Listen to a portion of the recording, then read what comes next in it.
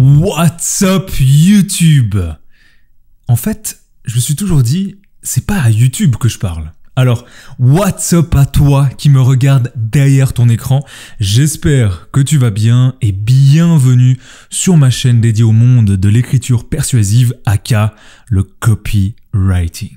D'ailleurs, si tu es copywriter, freelance ou que tu as un business en ligne, sache que je poste tous les mercredis à 18h et dimanche à 10h une nouvelle vidéo où je te partage des leviers psychologiques, des techniques ou encore des templates pour t'aider à intéresser ton audience, persuader tes prospects et multiplier tes clients.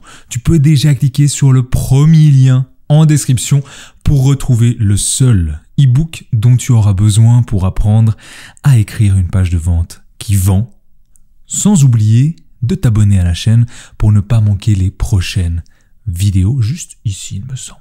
Voilà. Et aujourd'hui, nous allons parler de 3 techniques de manipulation en copywriting. Et pour ça, évidemment, il nous faut déjà une bonne définition du mot manipulation pour qu'on se mette d'accord, toi et moi. Et j'ai décidé de faire appel à mon ami Wiki pour l'occasion. Ce n'est pas Wiki qui va parler, mais Morpheus. Donc une manipulation mentale ou psychologique est une méthode délibérément mise en œuvre dans le but de contrôler ou d'influencer la pensée, les choix ou les actions d'une personne via un rapport de pouvoir ou d'influence. Donc il n'y a aucune notion de bien ou de mal ici. Et comme tu l'auras compris, ce n'est pas le but de débattre de cela dans cette vidéo. Ou si tu veux en débattre, tu peux le faire directement en commentaire pour le référencement de Hero Mike. Waouh, qu'est-ce qui s'est passé? C'était pas Wiki là. On est rentré dans la matrice.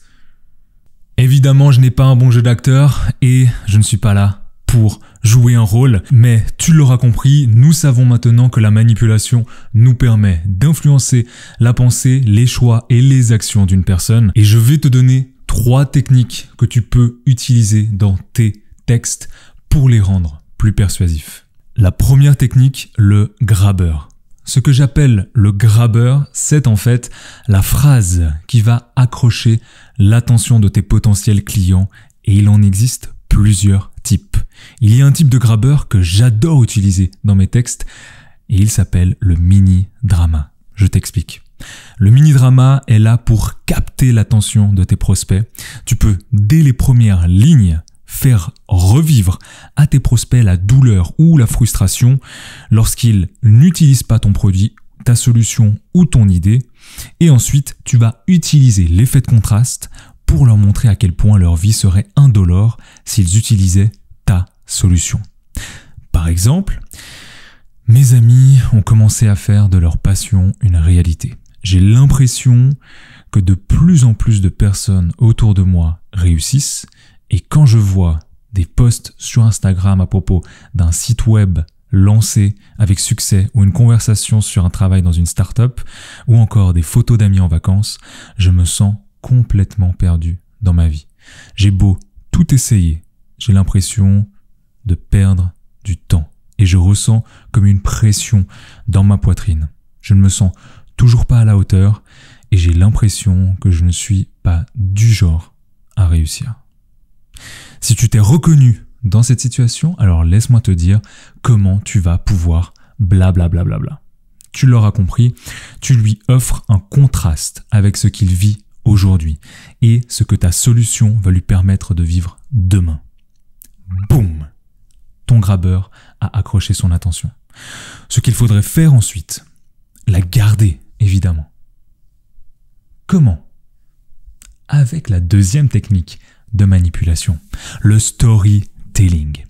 Les histoires créent un vif intérêt chez l'homme et elles doivent capter l'attention d'une personne, établir un lien avec le produit ou le service que tu leur présentes dans ton texte et aider justement à créer ce lien avec ton prospect.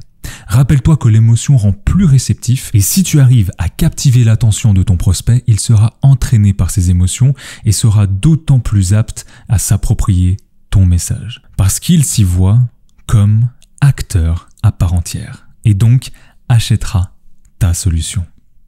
Ce n'est pas pour rien que c'est une technique utilisée par les plus grandes marques, comme Coca, Disney ou encore Nike. Maintenant, il y a plusieurs types d'histoires qu'il faut apprendre à maîtriser. Et si ça t'intéresse de les découvrir, écris-moi en commentaire et j'en ferai une vidéo. La troisième technique, 8 Mile. Pourquoi 8 Mile? Parce que dans le film dédié à la vie d'Eminem, il y a une scène de battle de rap où il dit toute la vérité, rien que la vérité. Il l'assume devant des centaines de personnes, laissant son adversaire avec aucun argument pour le battre. Ce que je veux dire ici, c'est que tu dois à ton tour dire que ton produit ou ton service n'est pas pour tout le monde, qu'il n'aidera pas tel type ou tel type de personne, ou encore qu'il faudra bosser pour avoir des résultats, et que si tes prospects ne sont pas dans ce cas précis, alors qu'ils ne dépensent pas leur argent chez toi. Avoir un effet de répulsion. Alors ça peut te sembler contre-intuitif, mais c'est en fait ça qui va te permettre d'être beaucoup plus convaincant. D'ailleurs, Robert Cialdini, psychologue social, a établi que lorsque tu mentionnes quelque chose de négatif sur toi ou ta solution, légèrement négatif, on est d'accord, ce que tu mentionneras juste après sera davantage cru par tes prospects. Par exemple, pour moi, je fais des fautes d'orthographe même à l'oral. Mais ça ne m'a pas empêché de faire plus de 4 081 € de bénéfices pour une cliente avec mes emails en utilisant ces techniques le mois passé. Et c'est l'une des raisons pourquoi tu devrais suivre le lapin blanc qui est en description et qui te donnera l'accès au seul e-book dont tu auras besoin pour vendre avec tes mots en te donnant 7 autres règles indispensables à appliquer dans tes textes. Bien placé celui-là. Alors, applique ces 3 techniques et tes textes passeront de niveau ennuyant à hypnotisant pour tes clients. Rejoins l'escouade et pense à cliquer sur le bouton rouge pour me suivre au pays des merveilles du copywriting, et clique sur le bouton bleu pour connaître toute la vérité. C'était Mike et rappelle-toi, tu peux être ton propre héros ou le héros de quelqu'un d'autre.